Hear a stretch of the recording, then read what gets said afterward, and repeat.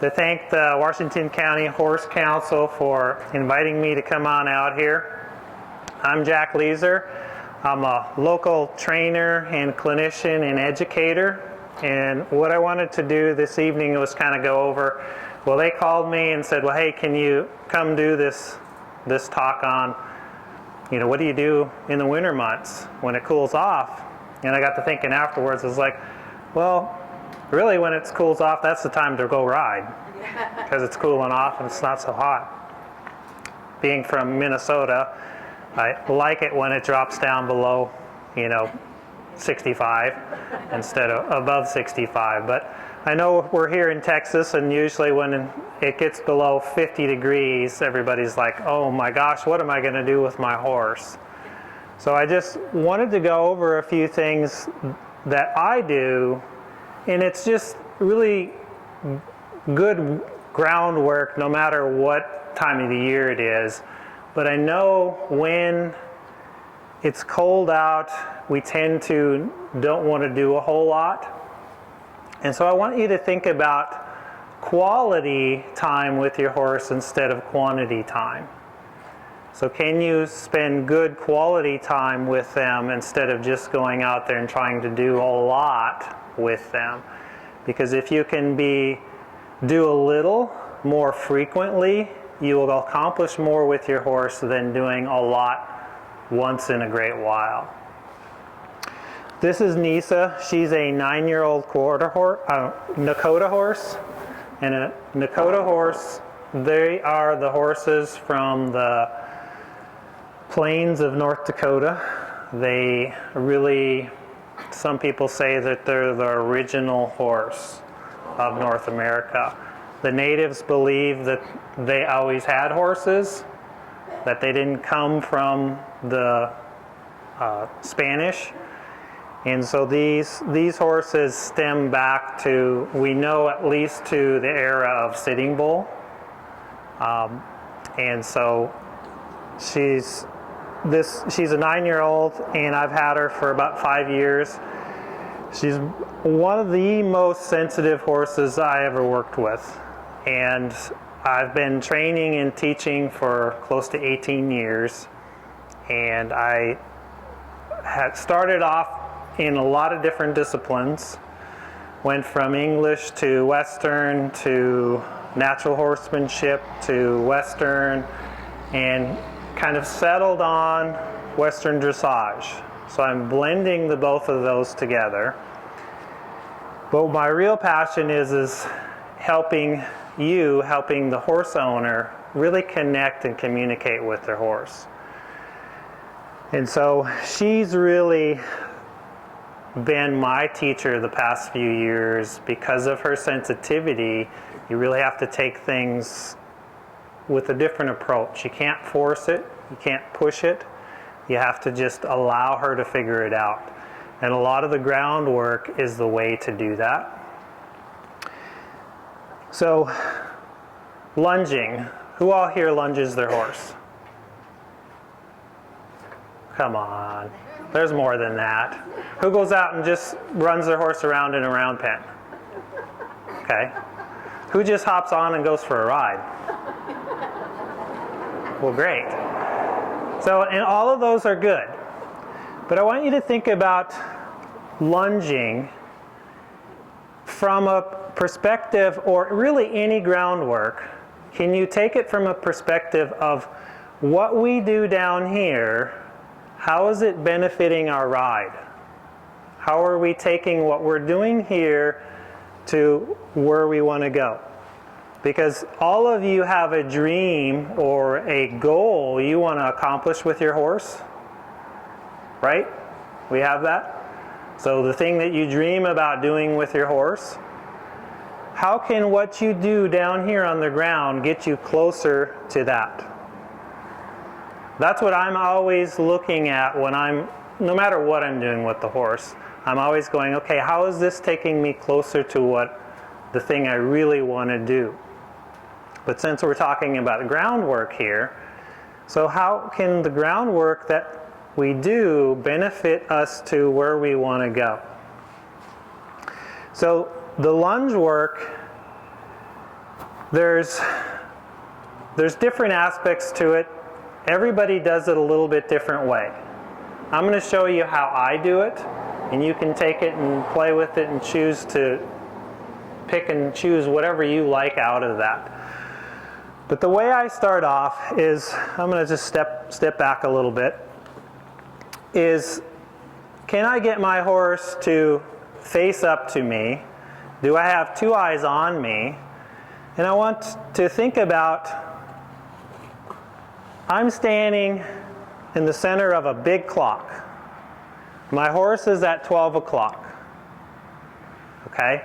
And I'm going to either send to the right or to the left. Can I send my horse out to 10 o'clock or to 2 o'clock? All right? Most of the time, when we go to send, is people send off to 3 or 4 o'clock or even 5 o'clock. But I want you to think about going to 10 o'clock or to 2 o'clock. So my horse is facing me. I back them up. And really, even before that, there's a communication that's going on, a body language that's happening. I create an intent, and that's the beauty of Nisa here in her sensitivity, is I can think something and she pretty much will respond to it. So I don't have to get very big. But there's the other side of that. She's real sensitive about things. So everything I do, I create an intent, a life in me. So if I ask something, I'm going to have an intent, a direction, a focus of where I want her to go. Okay? The clearer the focus you have of what it is you want your horse to do, the easier it is for your horse to accomplish it. If you just come out here and say, oh, go run around me, that's about all the horse is going to do. Okay?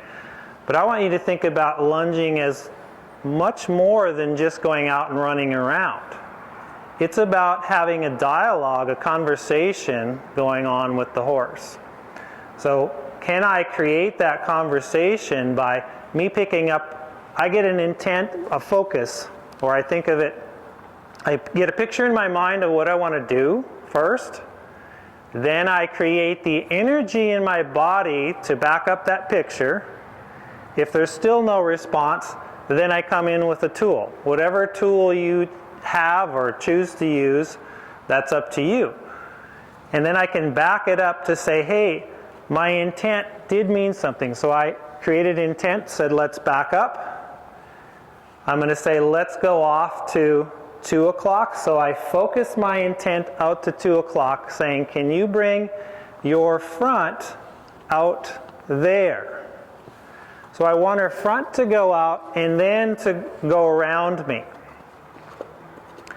And as soon as she goes out and around, I'm like, ah, thank you. Now, I don't want her just to go off running around. I want her to go off at the speed that I asked, which was just a walk. I created the energy of a walk in my body and said, let's go. Okay? So if I create the energy of a trot, she trots. If I create the energy of a canter, maybe, in a little bit. We haven't warmed up at all. But it's creating that life, that intent. And can you get your horse responding to that? Okay, so that's the first thing, is can you really get a communication going? Is your horse paying attention to you, or are they blowing you off? Okay, so she's going around there. I turn as I go with. She keeps wanting to check in, say, hey, what are we doing? All right. And then I can draw her back in. I can invite her back in.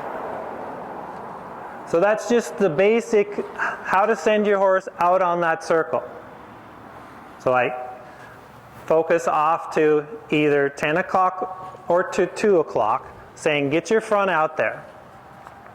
The reason I'm doing that and not this is when I do this, I drag my horse right through my space, right through the circle. So I want her to take her shoulder and take it out to 10 o'clock before she goes forward. And we'll get into more of the reasons behind that as we go along here. Because so often the horse wants to push into us with their shoulder. So here's where we're already starting to get some control over our horse's shoulder. Okay? Now our horse is out there and going. I've got about a 25-foot line here. Use the length of rope that you can stay connected to your horse. So often people send their horse out and they just give them the whole length of the rope and the horse just runs around. But there's really no connection back to you. So think about keeping the length of rope that keeps them connected to you. Now, yes, the faster they go, the more space they're going to need, the harder it is for them to do a smaller circle. But we'll start off here at the walk. Now, there's 3 things that I'm looking for as I ask my horse to go out and around me. The first thing is forward rhythm, which she's not very good at right this minute. Put it on a scale from 1 to 10. 10 being perfect, 1 being terrible. So if she was perfect here, if your horse was perfect, get a picture of what that looks like in your own mind. And then you can judge how well is your horse comparing to that picture, to that perfect. So with her, I'm giving her about a 4 right now, because I know what she can do, and she's a bit anxious, so she wants to keep checking in with me. And if I lose my focus, she wants to just check back in. So that circle jumped up to a 5. You have to have that forward rhythm first. Because without that, it's hard to do anything else. And forward rhythm doesn't mean they're out there just flying around 100 miles an hour.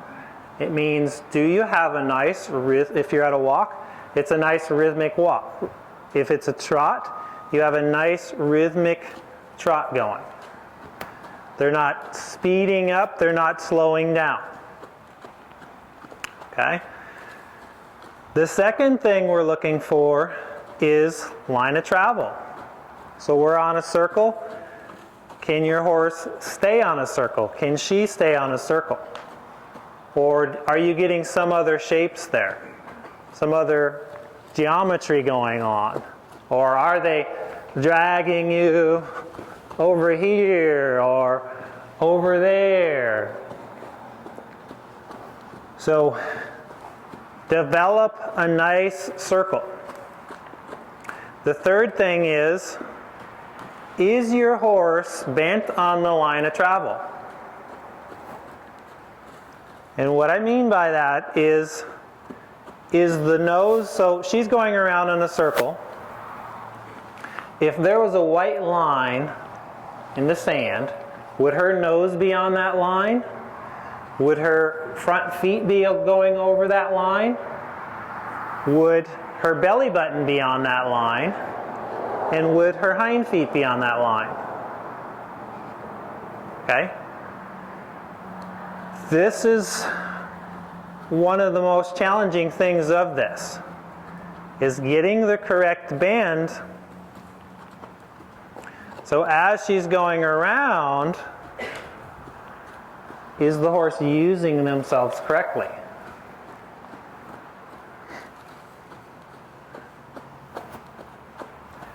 So as you're watching that, where do you think she's not bending? Does anybody see where? How is she maintaining that bend? Actually, first just say, on a scale from 1 to 10, what number would you guys give her just in the bend? Throw a number out. I'm sorry? 7? Any others? 5? Okay. So, whoever said 5, what do we have to do to get that to a 6 or a 7? What? Yeah, yep, exactly. There's not a lot of bend going on in the rib cage. So what I can do to help that is I can create a little lift in the rib cage. And she's making it seem pretty easy because she's so sensitive, but I can come in and I might even do a leg yield to step into her and say, hey, flex your rib cage, cross your inside leg over to create some bend. Okay. The reason I'm having you think about the scale from 1 to 10 is if you don't scale it, you don't know where to go with it. You're kind of just in this, it's not quite right, but then you don't really know why it is. So if you can put a number to it, then you can dissect it down and go, okay, what do I have to do to get one higher number? What do I have to improve? So we can start talking to the different body parts to help those numbers go up. So we'll go this direction and we'll see what number is she giving us this way. Because each direction is going to be different with your horse. So what would you say? Well, on the bend, throw some numbers out there. There's no right or wrong answer here. Anybody? An 8? Okay, that's good. I like 8s. Anybody else? 7? Okay. Actually, this way, in this direction is almost worse. But it's misleading because she's holding her rhythm better. But if you look at her shoulder, she has more weight dropping on her inside shoulder this way. She's not really flexing through the neck. So can you see that? How she's slightly flexed to the outside this way. And as she comes around, if you see how she's leaning in on that shoulder. Okay, and I'll see if we can change that a little. So what I'm going to do is shorten the line up. I'm going to pick the lead rope up here a little bit. Say, keep your rhythm going. There. You see the difference? I have a little more connection in my hand. She's not perfect here. Now it's actually more in the rib cage here. Can she flex there?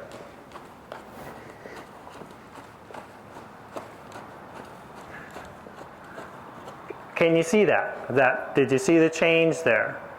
And I kind of went back and forth on, do I bring my old guy tonight or do I bring a horse that, we've done quite a bit of this here, and I chose to bring her.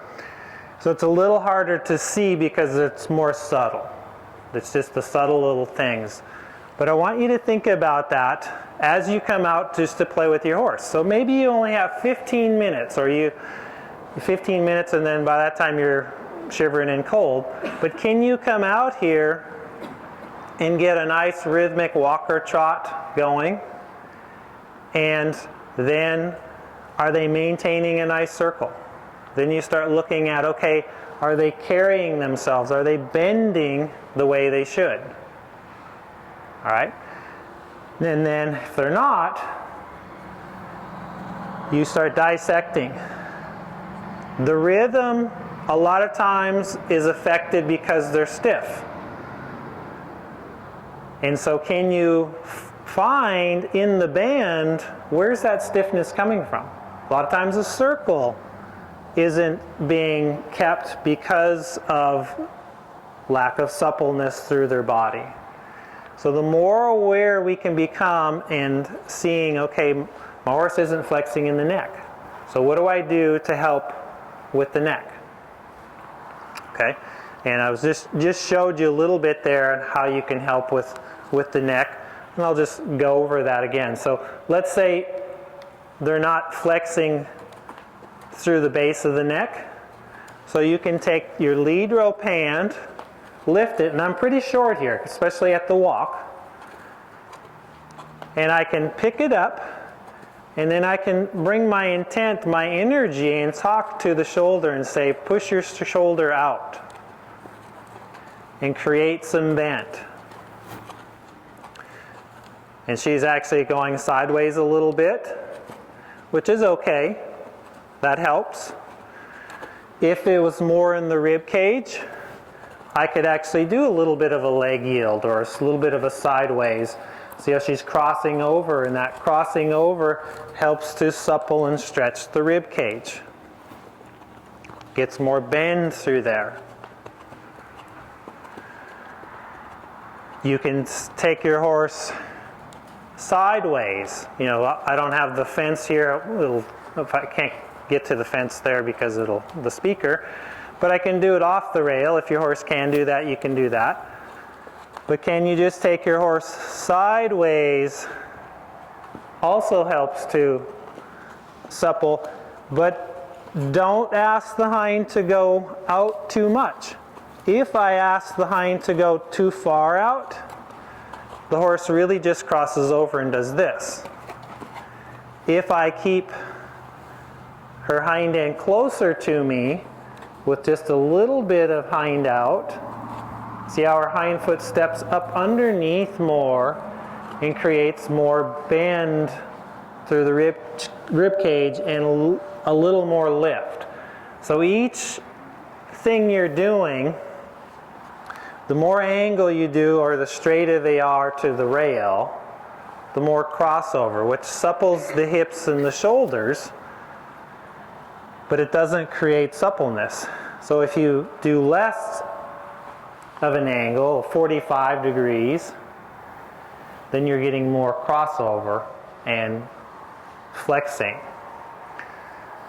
So those are a few techniques on helping to supple, getting them to come through, but really think about, do I have forward rhythm? Is my horse staying on the line of travel? And then, do I have bend in my horse's body? And then you can start taking that into doing other things, like a change of direction.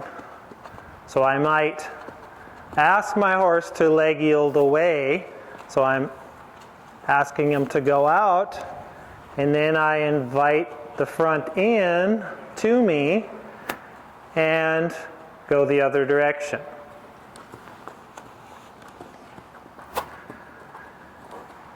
Change of direction really helps to supple the horse up if you're getting bend through the body.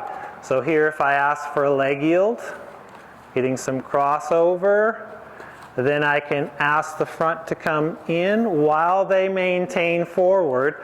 I don't want to disengage them here. I want to keep them moving forward, stepping up underneath themselves, and then I can change back. So can she follow her nose through that change of direction? That means she's bending as she goes around there. Okay? So that's a really good exercise. And I'm going to show you a little pattern that I like to do. Come up here, put out a few cones already, and I'll show you with the rest of them here. So what I did there with the green cones is I've put out 3 cones and I paced off 8 steps between each cone. Now I'm going to go back and I'm just going to do 4. So I'm the center of these two cones. Now I'm going to pace off 8 this way.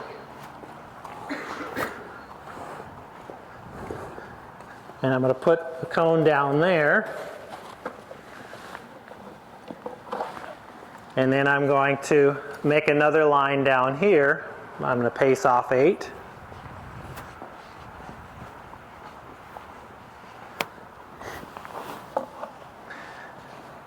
Now, I like to do 4 cones on either side, but since we don't have enough space here. And then I'm going to come to the end of the 2 rows of cones. I'm going to stand between the cones. The green cone is my first cone that's closest to me. So I'm going to send my horse around the first green cone. Now you guys have to stay with me here because there's going to be some changing of direction and back and forth. So I first go from the inside of the 2 cones around the first cone, which is the green cone here. So I ask Nisa to walk out and around. I have her go around the cone. I invite her to me, change direction. Ask her to go between me and the cone, and then we walk off to the red cone on the other side. Have her go around the cone, invite her to me, have her go between me and the cone, and we go off to the next cone. Around the green cone, invite her in, between me and the cone, off to the next cone.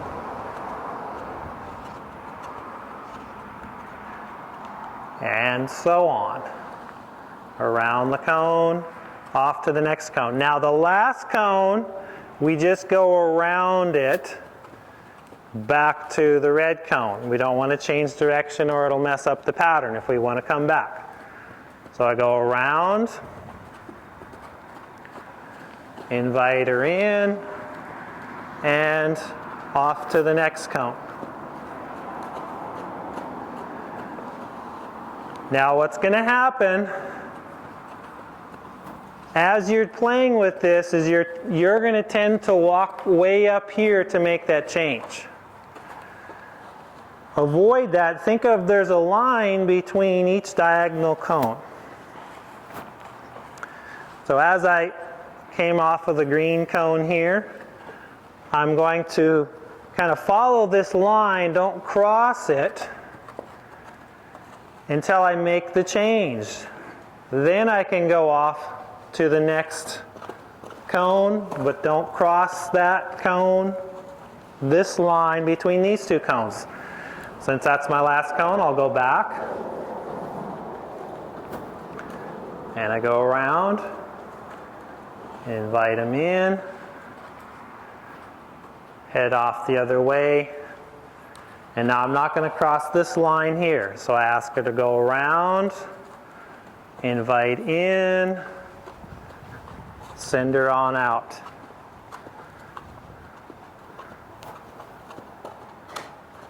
And now I'm going to see if I can keep her maintaining a trot all the way back down. The last cone, I don't change direction. Now I come around. Oh, there we broke gait. So I'll try to help her, keep her going, maybe give her a little bit more space. Oh.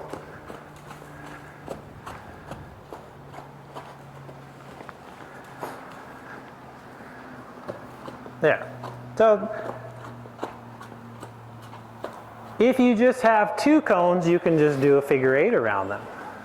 It's another way. So different things you can play with that. And toys, you know, if you've got barrels and jumps and things like that, go out and play with them. With this work, I want you to think about,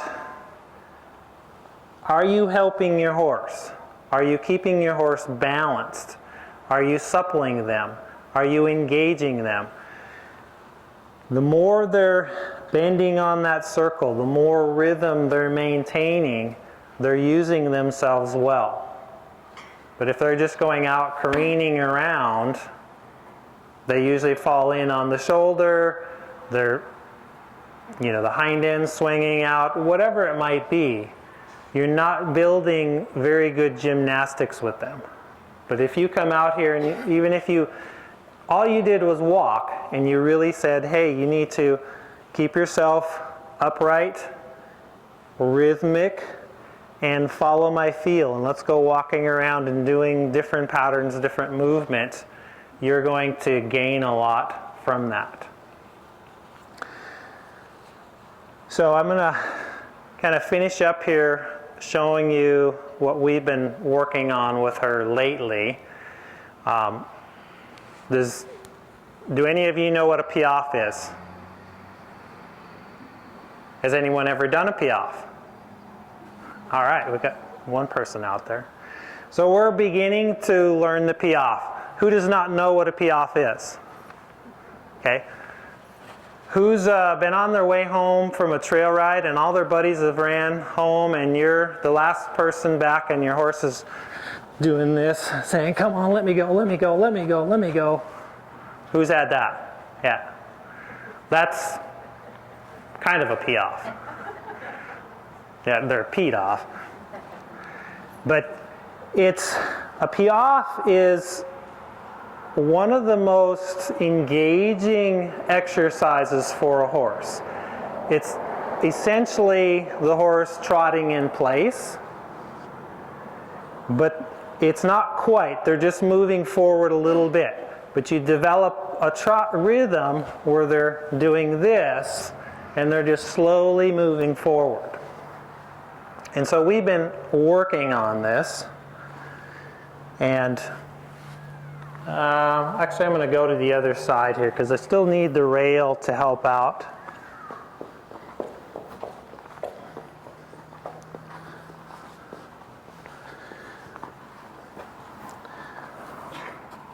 So if you really get, like a lot of the classical masters, they use the passage or the piaffe as a way to supple their horse and prepare them on the ground. So you might do it a few minutes and leave them alone because it's a pretty strenuous exercise.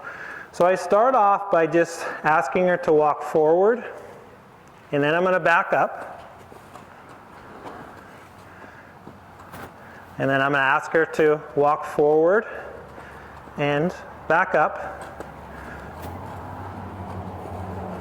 And now I'm going to ask her to see how she's lifting. Very nice, girl.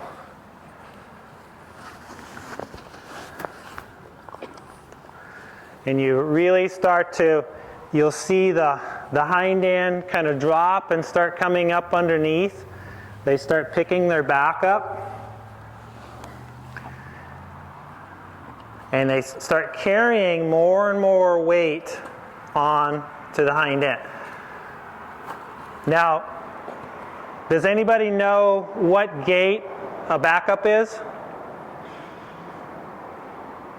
You ever thought about that? So watch your feet as we back up. She's trotting. So a backup, a true backup is a diagonal. It's like a trot.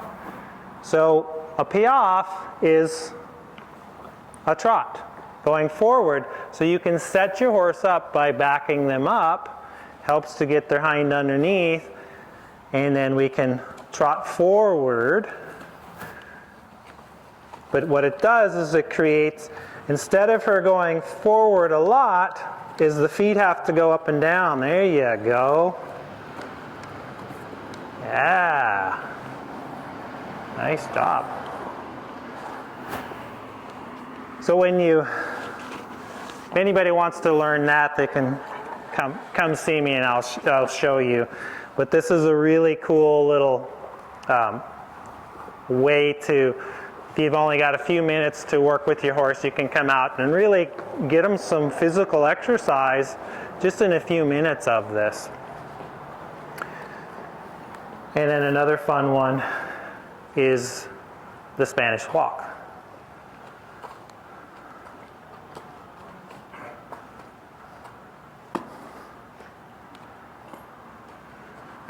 Yeah. So she gets still a little stuck on being able to keep her hind end coming with it. She's like, God. Yeah, good girl.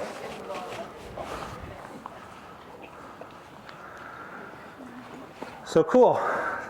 So any of you have any questions? Comments, confusions? No? Well, I like the last two in particular because I'm thinking about February when it's cold, wet, and rainy, and so I have very little space. But that has me thinking, so I could do that in the barn. Yep, you could. Yeah, yeah. Yeah. One thing to remember with the Spanish walk in particular is I wouldn't teach it too early, because when you teach the Spanish walk, anytime you pick up the whip, they're going to go, hey, look at what I know. And so that can get, a little annoying. Particularly, it depends on the type of horse. Some horses, when they figure it out, they're like, yeah, look at the trick I know. And they'll give that to you every time. So that's just something to think about and remember. So, great. Any other questions? If they're speeding up and slowing down on the true out with that. Good question. There's several things. The first thing I would do is stay there long enough. Is make sure you're going long enough, and at the trot it might be 5-10 minutes, because doing it long enough they develop a rhythm. They get into a rhythm. That's one way. Another way to think is to be aware and really pay attention. Is the horse flexing and bending through his body? Because I find that the rhythm gets interrupted usually because they're not supple. There's a stiffness. A lot of times it's in the neck, but it can be in the rib cage. So if you're going along, they're going along, and they run into that stiffness in their body, it interrupts their speed. Okay? So then you can go into, okay, maybe I need to supple more in that part of the horse's body. Okay? So, but that's a really good question. Good. Any others?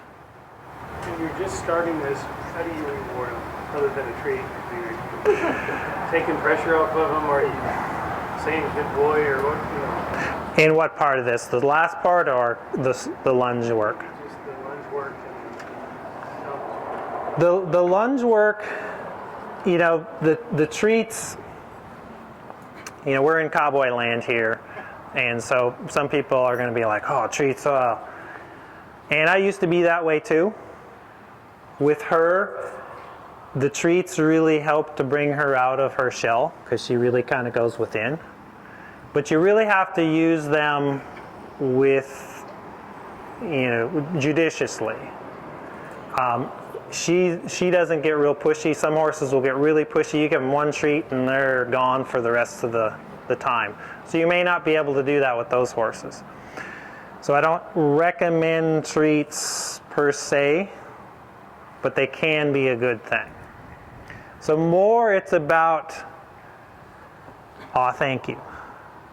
Can you just go, thank you, in your own mind as you're asking something and the horse gives you, and you're like, that's it. If it's a little thing, when the horse gives you little pieces, you're like, that's it. And if they give you a couple of those, then you might quit or do something else. And usually I'll stop, and then I'm like, yeah, that's the idea. And which is a really good point you're bringing up, because you don't want to stay on any of this to where it just turns into a boring thing.